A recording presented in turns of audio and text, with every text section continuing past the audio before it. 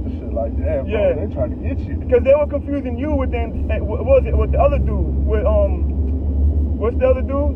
Which one? There was another dude they were confusing you with. They were confusing the other, they had it messed up at first. They were confusing, what is he, his producer or some shit? The other dude that they were saying at first, that they thought he was you. Oh, they thought Goonie was you. Yeah, No, that's Goonie, that's Cash's people from Houston. Like, bro, solid as fuck. Like, I still talk to bro. Like, for that to even come up the way it did, I was like, man, where did y'all even get that from? Yeah, I didn't even speak on that shit. They're like, oh, well, that was a live. Nigga, that was never no live. Never went live. I posted a reel, and when I posted that reel, it was 12 o'clock. Cash had left at 9 o'clock. Cash had a session at my crib from 4 to 9. Then we was gonna go to Rap-A-Lot studio. But at that time, my baby mom was already pissed because she's like, man, you leaving Atlanta with this nigga? No, stay in the crib. So I stayed in the crib. And then his baby mom did call him bitching because he wasn't supposed to come up that day, right? Man, was that true? I don't know. I just know Cash hit me up or told me I just got off the plane. Because that's what fucking remember King Yellow said that shit. He was saying if his fucking baby mom didn't call him, talking about he was bitches when he wasn't even trying to go back. It was in his turn to go back. I don't know about none of that. Yeah. Because Cash is really, like, bro, Cash ain't really had, I ain't never seen Cash have no problems like that. Yeah. I ain't never, Cash did what he always did what he did because the family was taken care of. Like, he was just outside, you feel me? Cash loved to be in the studio. Like, bro, me and Cash, like, I ain't gonna lie, my work ethic didn't pick up until me and Cash started. Like, and even right before, like, the last conversation I had with Cash, I told, hey, fool, I'm catching up. He looked at me, you working, but you're not working fast enough. I was like, damn, you know, like, that's what we owe you. For real though, fool, he's like, I need y'all to pick up the pace, fool. Like, I'm dropping every day. Y'all should be dropping right after me. I drop something, you drop something, Young drop something, or I drop something, Young drop something, Dutchie drop something, you drop something. Y'all supposed to be dropping it. That's why you gotta take it back to the G Unit 50 Cent shit. Take it back to that and take notes. That's exactly what they did, bro. They took over the streets with the mixtapes, killing them. Yo, dudes was looking for the mixtape like they were albums based on G Unit. That's how 50 did it, and look where he at. You know what I mean? Like, he was just dropping back to back to back, and then the whole camp was dropping. You know what I mean? So they didn't give nobody a chance. Even Jay-Z said it. He said he told the whole Rockefeller. He had a meeting with them. He said, "Yo, we gotta fall back. Let this wave come down." And when Jay-Z told Rockefeller, y'all need to fall back for a minute, this 50 Cent wave need to come down, because he knew he was the next thing. And that's what he did. He took over that shit. Like, that was one thing that Cash instilled in me, was that work ethic. Like, that's why you see me in the studio every day. If I'm not dropping a song, I'm mixing something, or I got somebody's work coming about my shit. Like, cause that shit just can't. The minute you lack on it, you give somebody a quick opportunity to jump in your space. I ain't finna do that. And the thing is that, like, I guess, like, 63rd has more of a block feeling to it. And when you got a block and then you got a whole project, the feeling on both sides is different. I lived in blocks and I grew up in a project, so I know the feeling on the project is more like it's more of a tight circle. You know what I mean? Because you guys all grew up around each other, get up in the morning, and you can hear the motherfuckers, the building next door. You know what I'm saying? All that shit. So it's more like a tight community compared to a block. You get out your apartment, you walk to the corner, y'all all go chill in that corner over there, and then y'all all go back to wherever the fuck y'all from nearby.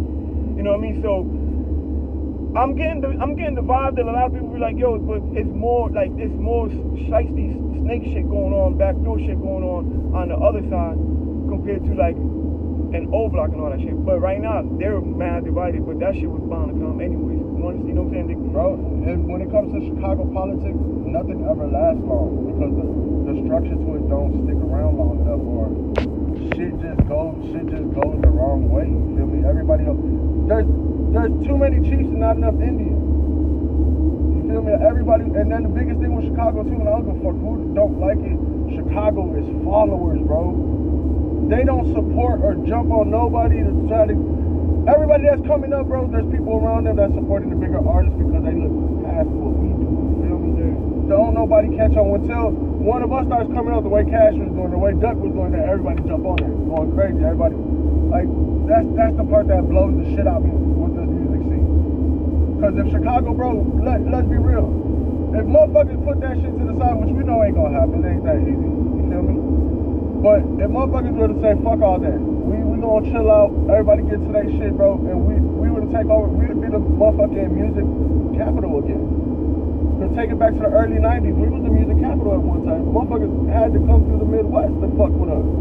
We even made motherfucking Rap A Lot come up to Chicago when they signed Do or Die and motherfucking had all these other artists, bro. So, like, Chicago been on the map.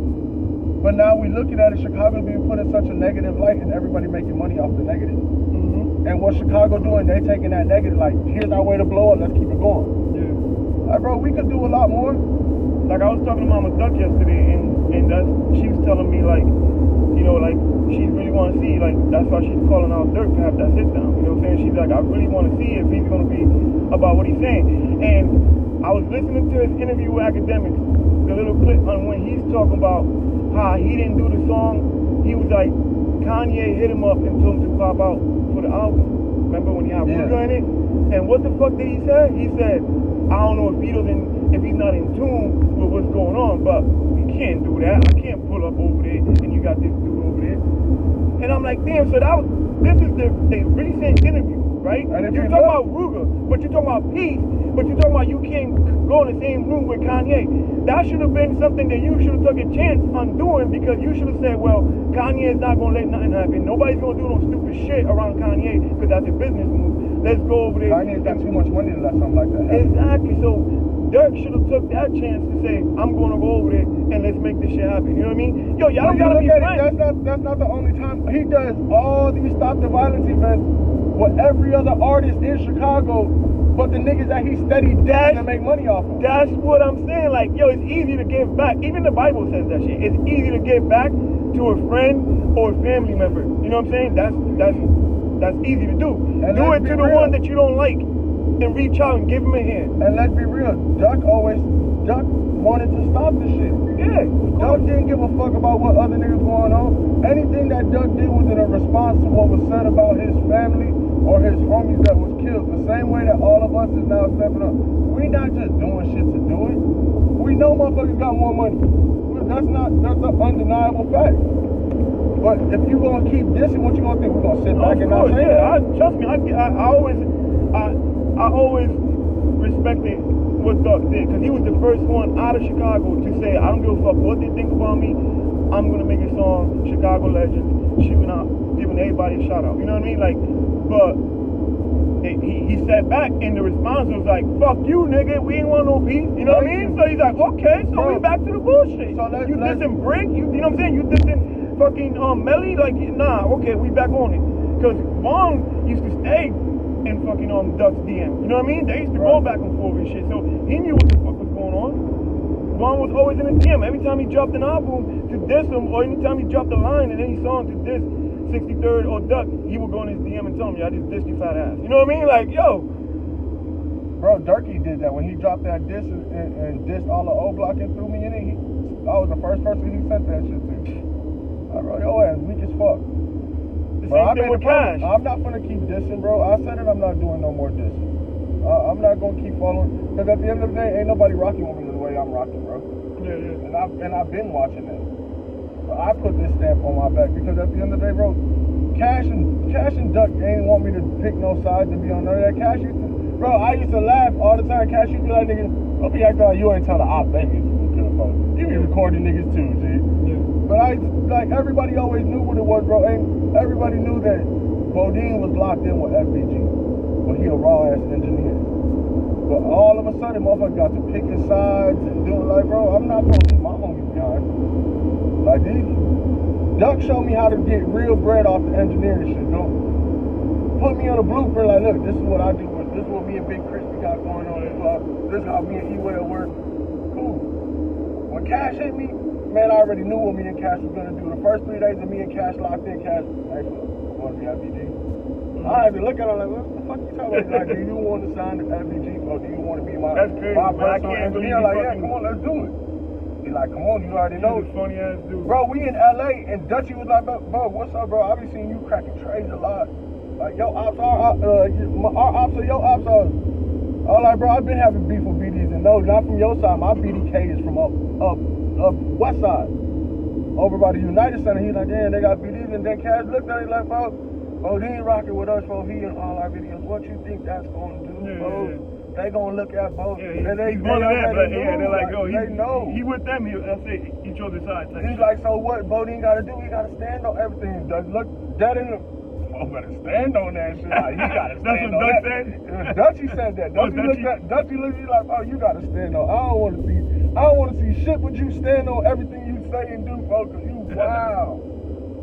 You know my cousin brought Duck when I was in jail to Waterbury, Connecticut? No, I didn't know that. Yeah. I didn't even know this shit till like a year ago, bro. I'm going through his Instagram and I think it was like Duck's anniversary or some shit, and I see that he posted him and Duck in the fucking when he had his club and he was doing promotion and all that shit. He brought him down. I'm like, yo, I know you brought Duck down here. I ain't been out there yet. I've been wanting to go to New York for the Puerto Rican parade too. Yeah. And the Panamanian parade. I keep hearing that they got Panamanian parade out there.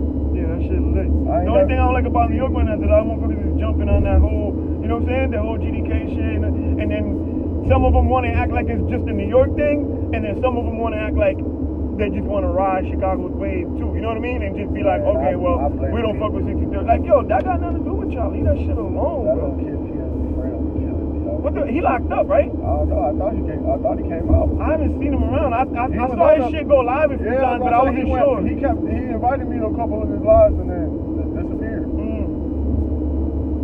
I was in St. Lawrence in fucking 63rd yesterday. Yeah, I seen that. I met with Tatiana and shit.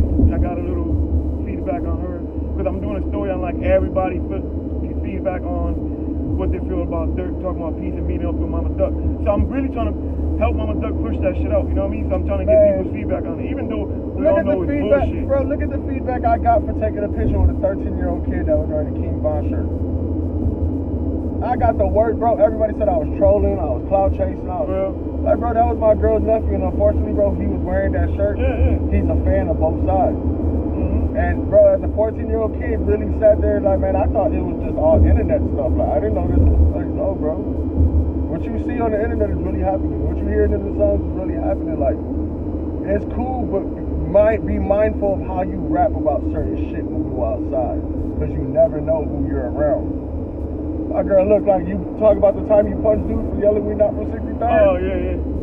Like, see, I was gonna tell him that. You can't. She's like, no, you gotta tell him that because that's the type of shit that can happen when you don't know what you're talking about. Don't jump in the shit, yeah. I was like, yeah, niggas get beat up over that shit. Bitches too. So you gotta watch that shit. He's like, man, I didn't know it was that serious. I was like, yeah, it gets like that. And he's like, man, can we you wanna take a picture of me? He's like, I'll go put my hoodie on. Like, you know what? No. Come on, let's take and I'm gonna post it on my shit. Man, internet hated that shit. Even the guys like, oh, why you trolling with this